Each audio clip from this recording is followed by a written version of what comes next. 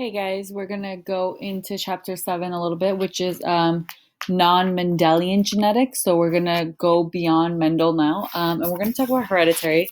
But before we do that, let's just talk about what we've learned so far. So to be a pure dominant allele, you need to have two capital letters. So pure dominance could be big B for brown eyes, versus being a heterozygous, you have one capital letter and one lowercase letter. You will still show the brown eyes for the big B, but you are still a carrier for blue eyes. And then if you are homozygous recessive, you are both little b, and you will have blue eyes automatically. But one thing we should know is that individuals don't always follow the main pattern of dominant versus recessive that we learned out. So there's actually going to be four other complex inheritance patterns that we're going to talk about today. They are incomplete dominance or codominance, multiple alleles, sex determination, and sex-linked traits. These are also in your textbook under 7.1 and 7.2, but we're going to focus on these four. So the first thing we want to talk about is incomplete dominance.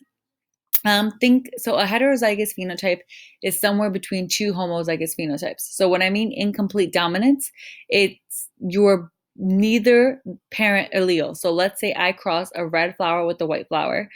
All of my flowers will be neither red nor white. They will all be pink. Think of like when you mix a painting together. If you mix red and white paint together, you're going to get pink flowers. So individuals have a different phenotype from both parents. So you have incomplete dominance, even though both parents are homozygous for whatever it is that they're carrying. So big R for red, little r for white. Your outcome, your phenotype is going to be pink flowers. So the most common example that we see in science is snapdragons. Snapdragons is a type of flower that do not have a recessive trait. So if they produce an offspring, let me read the problem first. It says in snapdragons, flower color is controlled by incomplete dominance. The red snapdragon is homozygous, and the white snapdragon is also homozygous. Remember, homozygous means same. So the two alleles for red are capital R, and the two alleles for white I made a typo. It should be WW. So the heterozygous genotype is expressed as RW. So if I cross the red parent with the white parent, my outcome will always be a pink flower. So there is no such thing as a recessive trait here. In incomplete dominance. If they produce offspring, all of their offspring end up being pink. So usually the way they show this and you'll see this in your textbook, even when we talk about other things, is they write your letter and then at the top, they'll put like a little abbreviation. So red flower being crossed with the white flower is going to result in a pink flower. So RR with WW is going to result in RW. When you look online, this is also an example that you find in your textbook, where you have your, I don't want to say mom or dad because they're plants, they're not mom or dad, but where you have one plant that is homozygous red and homozygous white, your incomplete dominance is going to show pink. So that's the first trait. The second trait is codominant. So think of like a co-worker or co-partner. It's equal. So neither allele is dominant and neither allele is recessive. This is kind of tricky, but what happens is both traits end up being shown in the phenotype. So in the last trait, in incomplete dominance, we blended the flowers, right? We blended the red flower with the white flower and we got a pink flower. Over here, there is no blending. Instead, you represent both traits. So both flowers will be represented. For example, if a flower is codominant for flower colors, it may have red and white spots instead of being pink. So codominance, you're now mixing a red plant with a white plant, but instead of having a pink plant, you are going to co-share or co-dominate. You're going to have both alleles being shown in the phenotype. So instead of just being a pink flower, you're now going to have a red flower with white spots or a white flower with red spots.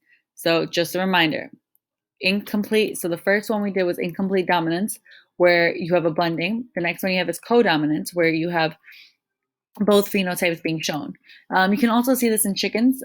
So you can cross a black chicken, which would be BB, with a white chicken, which is white WW, and you would get a speckled chicken, which is a black chicken with white speckles, and it would be BW. Okay.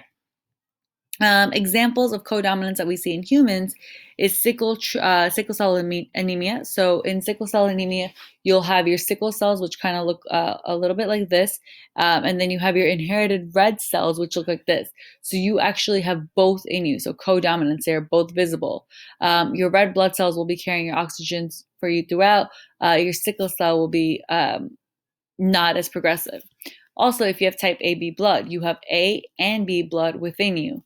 We're going to talk a little bit about that. So you're expressing both the A and you're expressing the B within you.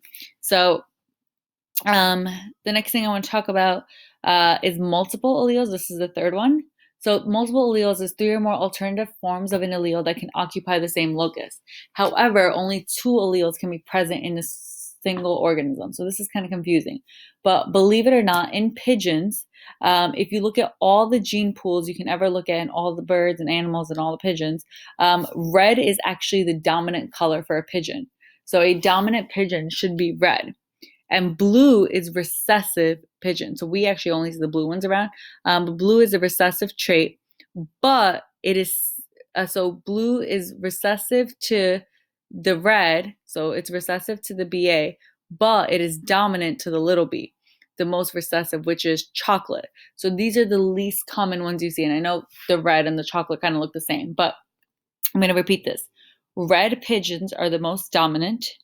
Blue are recessive, but they are dominant to chocolate.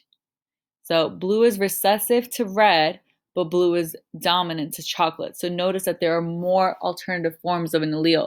So it's not just either being blue or red, it can be multiple alleles of things. So in humans, we have multiple alleles when we think of blood types. So you can either have A blood, you can have type B blood, or you can have type O blood, or you can have AB blood. So there are 4 blood types that exist in humans. Most people are type O blood.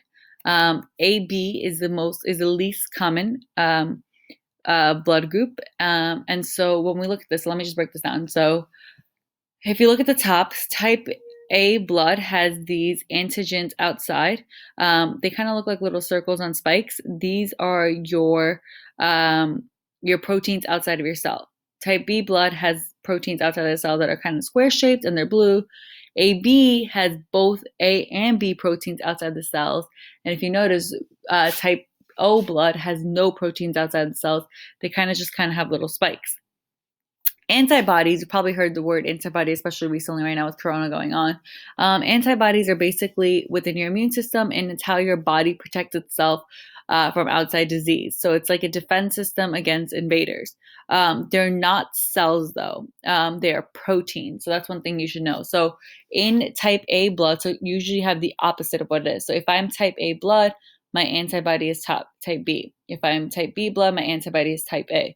So for example, if you try to give somebody in group B type A blood, it's not going to work. They're going to fight it. And then AB doesn't have any antibodies, which is a good thing because AB is known as a universal recipient. So when I say universal recipient, I mean AB can get blood from anybody they want. They can get blood from A, they can get blood from B, and they can get blood from O. So you're kind of considered lucky if you're AB blood type. However, if you look at stats, AB is the least common blood type. Only 12% of the world's population actually has AB blood type.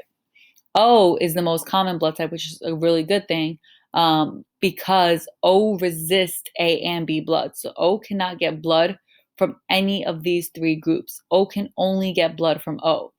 And so O is also known as a universal donor because it can give blood to whoever it wants, but it can only get blood from itself. So I know I'm type O blood type, and my parents are type O. So O is the most common. About 45% of the people actually have type O blood, and they're considered to be the universal donor because they can give blood to everybody else. So AB is quote unquote the best because you can get it from everybody, but type O is where it's at. So when you get a wrong transfusion, your antibodies will react and attack the cells and it can result in death. So if I try to give group B type A blood, they're actually going to attack it and it can result in death. So type O can only get from O. So it's good to have type O blood in the hospitals all the time, because if any one of these three people comes into the hospital after an injury, you can always give them the type O blood because all three of them will react to it positively, whereas O will only receive from O. So their genotypes are a little confusing, so I don't like using the I's. So we actually use letters. So if you are blood type A, you can be homozygous or heterozygous. So they use the IA. Ignore this column. We're not going to use this. We're going to use the right side. So if you are type A homozygous, you are going to be AA. And if you are type A heterozygous, you're going to be AO. If you're type B homozygous, it's going to be capital B, capital B. If you're type B heterozygous, you're going to be B with the carrier for O. AB blood is always AB, and type O blood is always OO. And we talked about this last column in the slide before, but type A blood can get blood from A or O. Type B can get from B or O. AB is the universal recipient, so it can get blood from everybody. And then type O can only get blood from O. So let's say I am asking you to cross a father that is heterozygous for B with a mother that is heterozygous for A. So the father is BO. So I'm going to be heterozygous, and the mother is AO. So in this first column, where's my pen? If I were to write this in, the first would be AB. This would be BO. This would be AO. So the O goes behind it because it's not the dominant, I guess, in this case. So if we look at this, all four, so 25, 25, 25, 25, all four of these blood types are different. 25% of the kids will have type AB blood, 25% will have type A blood, 25% will have type B, and 25% will have O. So you have a 1 in 4 chance of getting any of the 4 blood types when you cross two heterozygous parents together in this situation. And I'll give you more examples of this throughout the week when you do more blood typing examples. And then the last thing that we talk about in the 4 is sex-linked traits. A sex-linked trait is a trait that is controlled by your gene located on sex chromosomes. So in humans, the sex chromosomes are chromosome X and chromosome Y. X chromosomes carry different genes than Y chromosomes. So if you are XX chromosome, you are automatically a girl. If you have XY chromosomes, you are a boy. So you will always get the X from your mom. But if you get a X from your father, you're automatically a girl. But if you get a Y from your father, then you're going to be a boy. And so when we look at the most common sex-linked traits, they're hemophilia, color blindness, and high blood pressure genes. They're more often found in males. So more boys are actually colorblind than more females are, because they just need one copy of the defective allele to have the disorder. Males do not have another copy of the gene on the X chromosome. What I mean by that is, if you look at this sex-linked picture, so in this picture, the father is unaffected, right? He's XY. The mother is also unaffected, but she is a carrier for a recessive allele. So this little peachish part of her, she's a carrier. So if I cross the mother and father the first time, I get XY. You have an unaffected son. If you cross again the X and the X right here, you have a daughter who is unaffected. But if you take the X from dad right here, but you take if you take the Y from dad here, but you take this X from mom, this one that's the recessive allele, and you cross it, this child is automatically going to become affected. So I took this little Y right here, and I took this X right here, and this son becomes affected. Whereas if you cross the XX, so from the other gene and the last gene here with the daughter, she will be unaffected, but she will be a carrier. So males have a higher chance of sex-linked traits. And I think this is my last slide. Yeah. So I just put this up here because I don't know how many people have ever done a color blindness test, but a lot of times, I don't know if you guys know Mr. Krzyzewski, he is colorblind. He's a chemistry teacher on the 3rd floor. But if you look at this picture, right, you should see a green circle, but you should see the number 12. So a lot of people who are colorblind wouldn't see that number 12. Or over here, you should see the number 42. Sometimes people won't see that number 42. Over here, you see 71, and so on and so on. And I think that's all I have. So your four traits.